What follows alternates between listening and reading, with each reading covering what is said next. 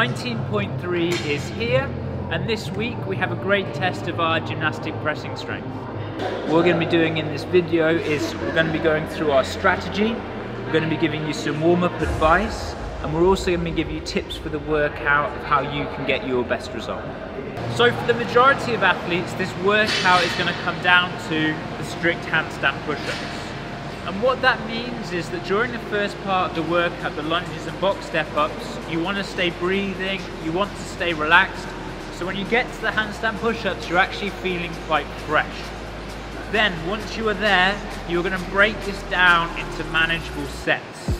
You want to be thinking 1 to 2 reps at a time, rather than thinking that you have 50 reps in total to do.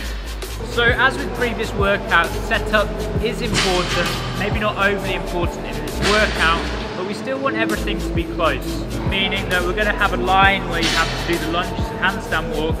At one end of the line, you want your box where you're going to do the step-ups, and also the place where you're going to be doing your handstand push-ups. In this workout, we have 4 movements.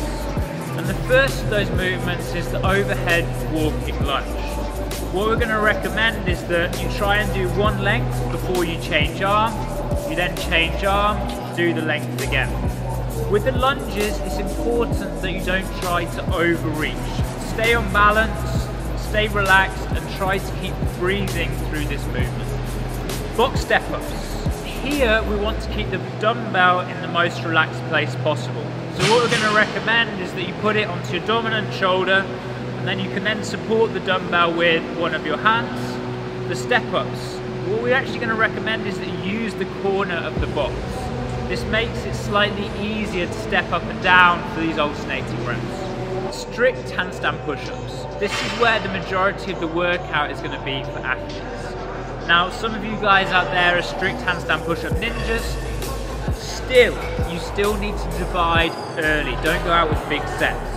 For the majority of us who aren't at that ninja level yet, we're going to need all the help we can get. And one of the ways we can get that help is by engaging our chest musculature. In order to do that the most effective way, we can rotate our hands slightly and also choose a slightly wider stance in the permitted box. The handstand walk. If you get here, you're already doing great. Our recommendation in this section is that you divide early. Don't think that you have to do the full length before you can rest. Choose manageable sections. For our movement warm-up, we're going to start with a 4D hip stretch. We're going to recommend that you do 20 to 30 repetitions on each leg in each position. Once you've done the 4D hip stretch, you're then going to move on to lunges with rotations. You want to spend about 90 seconds working through, and the main focus is that the hip flexor is feeling loose in that position. Next, we come into our partner stretch.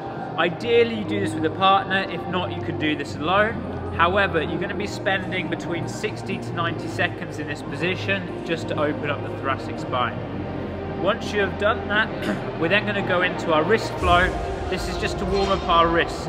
Also for the overhead lunges, but obviously as we then come into the handstand push-ups and the handstand walking. Finally, we then go into our L-sit position on the wall, and this is just to make sure that our musculature is activated for the handstand position. We're going to be spending, once again, about 60 to 90 seconds there. Our energy system warm-up is going to be 2 to 3 rounds of 20-meter overhead walking lunge. We're then going to do 10 box step-ups. You're then going to go between 3 to 6 strict handstand push-ups, and then you're going to finish off with a 10-meter handstand walk. For the elite athletes and athletes looking to get the best scores in the world, you have to push the first part of the workout with the overhead lunges and the box step-ups.